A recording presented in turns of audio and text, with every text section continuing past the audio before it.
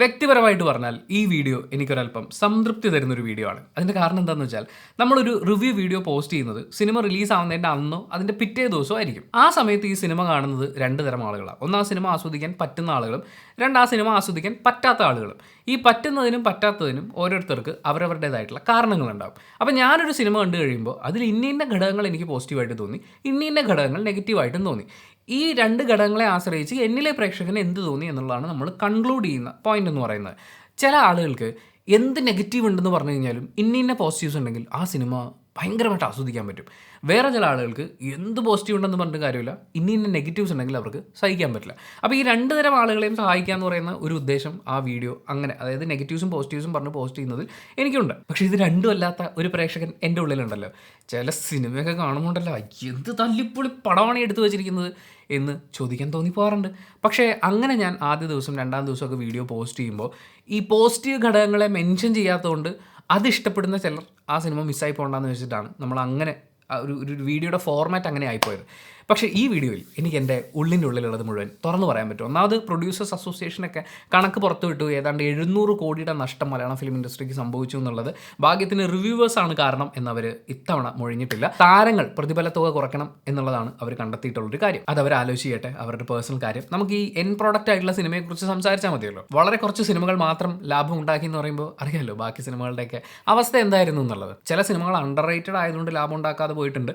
ആ സിനിമകളെ കുറിച്ച് നമ്മൾ മറ്റൊരു വീഡിയോ ചെയ്യുന്നുണ്ട്. ഈ വീഡിയോയിൽ എന്നെ തിയേറ്ററിൽ ഇരുത്തി വലിപ്പിച്ച വെറുപ്പിച്ച സിനിമകളെക്കുറിച്ചാണ് നമ്മൾ സംസാരിക്കുന്നത്. അതിൻ്റെ തോത് കൂടിയും കുറഞ്ഞൊക്കെ ഇരിക്കും. ഞാൻ ആ തോത് അനുസരിച്ചല്ല ഈ ലിസ്റ്റ് തയ്യാറാക്കിയിട്ടുള്ളത്, റിലീസായ ഡേറ്റ്സ് വെച്ചിട്ടാണ്. ഞാൻ ആദ്യം പറയുന്ന സിനിമയാണ് എന്നെ ഏറ്റവും കൂടുതൽ വലിപ്പിച്ചതെന്നോ അല്ലെങ്കിൽ അവസാനം പറയുന്ന സിനിമയാണ് എന്നെ ഏറ്റവും കൂടുതൽ വലിപ്പിച്ചതെന്നോ ഒന്നും ഇതിന് അർത്ഥമില്ല. അതിലാദ്യത്തെ സിനിമ ജനുവരി മാസം 5-ാം തീയതി റിലീസായ സിനിമയാണ്. ഈ സിനിമയുടെ റിലീസ് കൊണ്ട് 2-3 കാര്യങ്ങൾ സംഭവിച്ചു. ഒന്ന്, സിനിമയുടെ റിവ്യൂ പോസ്റ്റ് ചെയ്തതിന് ശേഷം എനിക്ക് കുറച്ച് ഭീഷണിയും തെറിവിളികളൊക്കെ വരികയും അതിൻ്റെ ഭാഗമായിട്ടുള്ള കുറേ പ്രശ്നങ്ങൾ അതിന് വാല് പോലെ വന്നിട്ടുണ്ടായിരുന്നു. എൻ്റെ വ്യക്തി ജീവിതത്തെ വരെ വളരെയധികം ബാധിച്ച ഒരു ഇഷ്യൂ ആയിരുന്നു അത്. അതിനുശേഷം ഞാൻ മറ്റൊരു തീരുമാനം എടുത്തു. ഈ ട്രെയിലർ കണ്ട് നോക്കിയിട്ട് നമുക്ക് മനസ്സിലാവുമല്ലോ ഇതൊരു മോശം പടമായിരിക്കും, അല്ലെങ്കിൽ ഇത് റിവ്യൂ ചെയ്യുന്നതുകൊണ്ട് എനിക്കോ ഗുണമില്ല, നാട്ടുകാർക്കും ഗുണമില്ല, സിനിമയുടെ പ്രൊഡ്യൂസറിനും ഒരു ഗുണം ഉണ്ടാകാൻ പോകുന്നില്ല. അങ്ങനെയൊക്കെ തോന്നുന്ന സിനിമകൾ ഒഴിവാക്കാൻ തുടങ്ങി. ഇപ്പം ഈ വർഷം കുറേ സിനിമകൾ ഇറങ്ങിയിട്ടുണ്ട്. പക്ഷേ മലയാള സിനിമകളുടെ റിവ്യൂ നമ്മൾ പോസ്റ്റ് ചെയ്തത് എണ്ണത്തിൽ കുറവാണ് റിലീസുകളെ പരിഗണിച്ച് നോക്കുമ്പോൾ. കാരണം ചില സിനിമകളുടെ റിവ്യൂ ഇടുമ്പോൾ നമുക്കറിയാം ഈ റിവ്യൂ പോസ്റ്റ് ചെയ്ത് കഴിഞ്ഞാൽ ഒന്നെങ്കിൽ എനിക്ക് വരാൻ പോകുന്ന ഒരു ഭീഷണിയാണ്, അല്ലെങ്കിൽ ഞാൻ കേൾക്കാൻ പോകുന്നത് പ്രൊഡ്യൂസറിൻ്റെ കരച്ചിലാണ്. ലിറ്ററലി നമ്മളെ വിളിച്ച് എന്ത് കഷ്ടപ്പെട്ടിട്ടാണ് ഇവരെയൊക്കെ ചേർത്ത് ഞാനൊരു സിനിമ ഉണ്ടാക്കിയെന്നറിയോ, എൻ്റെ കാശ് അങ്ങനെ ഇവർ ഇത്രയും കളഞ്ഞു, അല്ലെങ്കിൽ പ്രൊമോഷൻ എന്ന് പറഞ്ഞാൽ അവരെന്നെ പറ്റിച്ചു, ഡിസ്ട്രിബ്യൂട്ടർ പറ്റിച്ചു, ഓൺലൈൻ പ്രൊമോട്ടേഴ്സ് പറ്റിച്ചു, എന്നെ എങ്ങനെയെങ്കിലും രക്ഷിക്കണം, നിങ്ങൾക്ക് ഈ റിവ്യൂ പോസ്റ്റ് ചെയ്യാതിരിക്കാൻ പറ്റുമോ എന്ന് ചോദിച്ച പ്രൊഡ്യൂസർമാരുണ്ട്. അപ്പോൾ ഒന്നെങ്കിൽ ഞാൻ കരച്ചിൽ കേൾക്കേണ്ടി വരും, അല്ലെങ്കിൽ നീ ആരാളാ ഞങ്ങളുടെ സിനിമയെ പറയാൻ, നാളെ രാവിലെ നിൻ്റെ വീട്ടിൽ പോലീസിനെയും അല്ലെങ്കിൽ ഗുണ്ടകളെയും കൊണ്ട് ഞാൻ വരും എന്നൊക്കെ പറയുന്ന പോലത്തെ ഈ രണ്ട് കാറ്റഗറി വരാൻ ചാൻസ് ഉണ്ടെങ്കിൽ ഒരുവിധപ്പെട്ട സിനിമകളൊക്കെ നമ്മളിപ്പോൾ ഒഴിവാക്കാൻ തുടങ്ങി. വേണ്ട, എനിക്ക് കാണണ്ട, എനിക്ക് ട്രെയിലർ കണ്ടപ്പോൾ മനസ്സിലായി ഇതിനകത്തൊന്നുമില്ല എന്നുള്ളത് എന്ന് വിചാരിച്ചിട്ട് കുറേ സിനിമകൾ ഒഴിവാക്കുകയാണ്. എന്തായാലും ഈ വർഷത്തിൻ്റെ തുടക്കത്തിൽ ആദ്യം കണ്ട രാസ്ത എന്ന് പറയുന്ന സിനിമ ഈ വർഷം എന്നെ ബോറടിപ്പിച്ച, തിയേറ്ററിൽ ഇരുത്തി ബോറടിപ്പിച്ച ഒരു സിനിമ അനുഭവമായിരുന്നു. എങ്ങോട്ടൊക്കെയോ എങ്ങനെയൊക്കെയോ എന്തിനൊക്കെയോ വേണ്ടി ഓടിക്കൊണ്ടിരിക്കുകയായിരുന്നു അതിലെ കഥാപാത്രങ്ങളൊക്കെ തന്നെ. വിഷ്വൽ ആണെങ്കിലും മ്യൂസിക്കലി ആണെങ്കിലും അതിൻ്റെ മറ്റ് ഘടകങ്ങൾ കൊണ്ടാണെങ്കിലും യാതൊരു തരത്തിലും ഒരു അനക്കവും ഉണ്ടാക്കാതെ മുന്നോട്ട് പോയൊരു സിനിമാനുഭവം. രണ്ടാമത്തെ സിനിമ, ഇതിൻ്റെ OTT വന്നതിന് ശേഷം സിനിമ വീണ്ടും എയറിൽ പോയിട്ടുണ്ടായിരുന്നു. വിവേകാനന്ദൻ വൈറലാണ് എന്നുള്ള സിനിമ. ഈ സിനിമ സംവിധാനം ചെയ്തിരിക്കുന്നത് ഡയറക്ടർ കമൽ ആണെന്നാണ് വിക്കിപീഡിയ പറയുന്നത്. ഇൻ്റർവ്യൂസിലൊക്കെ അദ്ദേഹം ഉണ്ടായിരുന്നു. ഒന്നെങ്കിൽ ഇത്രയും കാലം സംവിധാനം കമൽ എന്ന് എഴുതി കാണിച്ചിട്ടുള്ള സിനിമകൾ ഒന്നും സംവിധാനം ചെയ്തിട്ടുള്ളത് പുള്ളിയല്ല, അല്ലെങ്കിൽ ഈ സിനിമ സംവിധാനം ചെയ്തിട്ടുള്ളത് പുള്ളിയല്ല. ഏതെങ്കിലും ഒന്ന് സമ്മതിച്ചേ പറ്റുള്ളൂ. കാരണം ഇതുവരെ അദ്ദേഹം ഉണ്ടാക്കിയിട്ടുള്ള സിനിമകൾ, അല്ലെങ്കിൽ നമ്മളെ രസിപ്പിച്ചിട്ടുള്ള, നമ്മൾ എൻജോയ് ചെയ്തിട്ടുള്ള സിനിമകളുടെ ഒരു ലിസ്റ്റ് വെച്ച് നോക്കുമ്പോൾ ഈ സിനിമ ഒരു കാരണവശാലും അദ്ദേഹം ചെയ്യാൻ സാധ്യതയില്ലാത്തൊരു സിനിമയാണ്.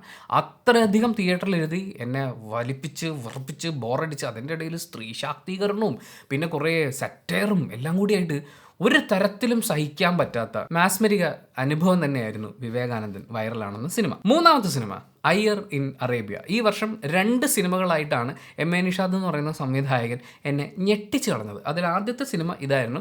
മറ്റൊന്ന് കുറച്ച് കഴിയുമ്പോൾ നമ്മൾ പറയാനുണ്ട്.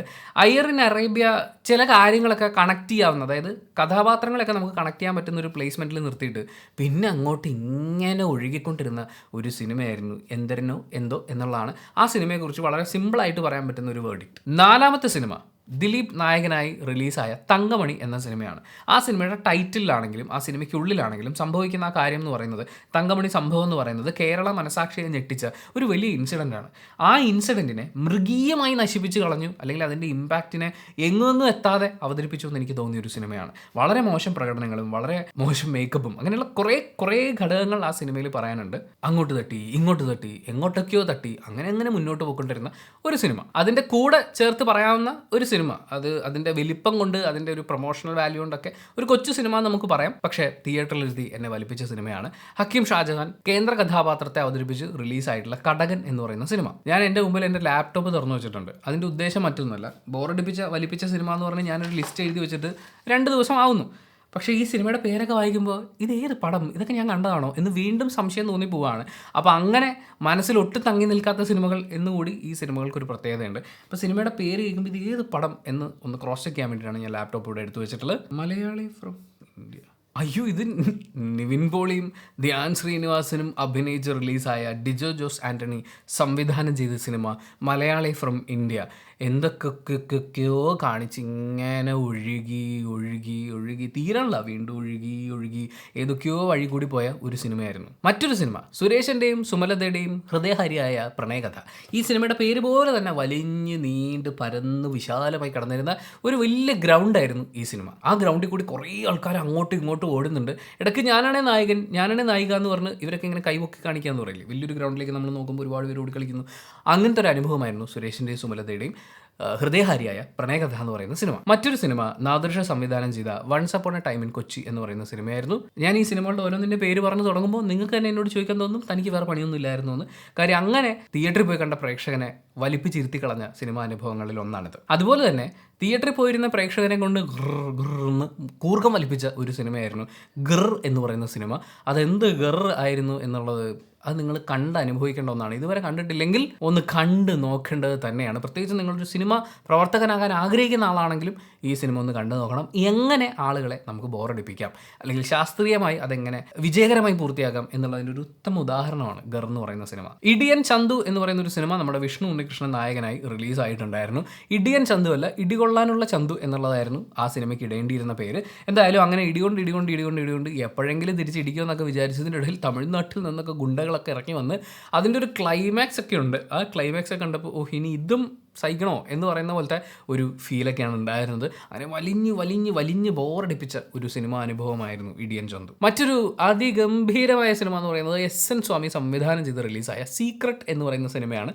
അതൊരു സീക്രട്ടായി എന്നോട് കൂടി മണ്ണിലടിയട്ടെ എന്നൊക്കെ പറയാൻ തോന്നുന്ന പോലെ അങ്ങനത്തെ ഒരു സിനിമയായിരുന്നത്.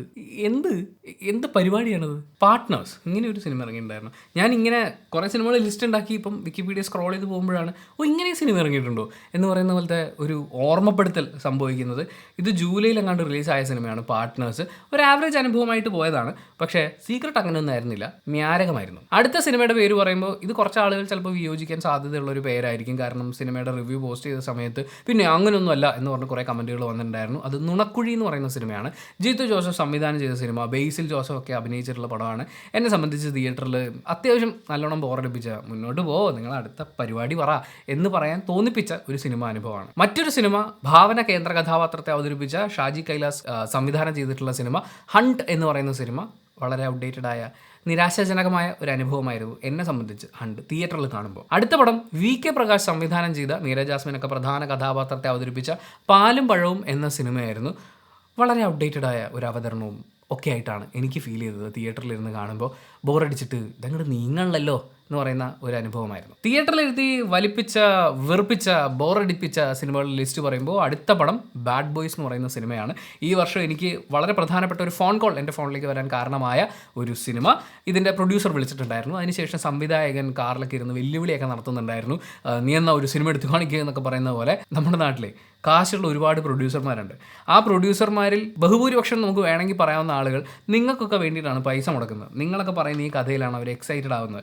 അങ്ങനെയുള്ളവരോട് കഥ പറയാൻ എനിക്ക് സൗകര്യമില്ല എന്നുള്ളതും, അങ്ങനെ ഒരു സിനിമ ചെയ്യാൻ എനിക്ക് ആവശ്യമില്ല, എനിക്ക് താല്പര്യമില്ല എന്നാണ് അദ്ദേഹത്തിനോട് പറയാനുള്ള മറുപടി. സിനിമ വളരെയധികം ബോറടിപ്പിച്ച, വലിപ്പിച്ച ഒരു അനുഭവമായിരുന്നു തിയേറ്ററിൽ കാണുമ്പോൾ. പൊറാട്ട് നാടകം ഒരുപാട് കോമഡിയൊക്കെ ഉണ്ടാവുന്ന പേരൊക്കെ കേൾക്കുമ്പോൾ നമ്മൾ പ്രതീക്ഷിക്കുന്ന ഒരു സിനിമ അനുഭവമായിരുന്നു. പക്ഷേ തിയേറ്ററിൽ എന്നെ സംബന്ധിച്ച് വളരെയധികം ബോറടിച്ചിരുന്ന കണ്ടു തീർത്ത പടമാണ്. മറ്റൊരു പടം ഈ സിനിമയെക്കുറിച്ച് അങ്ങനെ ഒരു വേർഡിക്റ്റ് എന്നുള്ള രീതിയിലല്ല പറയുന്നത്. പക്ഷേ ഫസ്റ്റ് ഹാഫ് കണ്ടപ്പോൾ സെക്കൻഡ് ഹാഫ് കാണാനുള്ളൊരു ക്ഷമ ഇല്ലാത്തത് കൊണ്ട് ഇതിനിയും കണ്ടിരിക്കാൻ എനിക്കാവില്ല എന്നുള്ളത് കൊണ്ട് തിയേറ്ററിൽ നിന്ന് ഞാൻ ഇറങ്ങി വന്ന സിനിമയാണ് കുണ്ടന്നൂരിലെ കുൽസിത ലഹള എന്ന് പറയുന്ന പടം. ഈ വീഡിയോയുടെ ഏകദേശം തുടക്കത്തിൽ പറഞ്ഞിട്ടുള്ള പേര് നമ്മൾ വീണ്ടും ആവർത്തിക്കേണ്ടി വരികയാണ്. MA നിഷാദ് ഈ വർഷത്തിൻ്റെ തുടക്കത്തിലെ പോലെ തന്നെ ഈ വർഷത്തിൻ്റെ അവസാനത്തേക്ക് വരുമ്പോഴും മറ്റൊരു സിനിമ നമുക്ക് വേണ്ടി കൊണ്ടുവന്ന് തന്നിരുന്നു. ഒരു അന്വേഷണത്തിൻ്റെ തുടക്കം എന്ന് പറയുന്ന സിനിമ.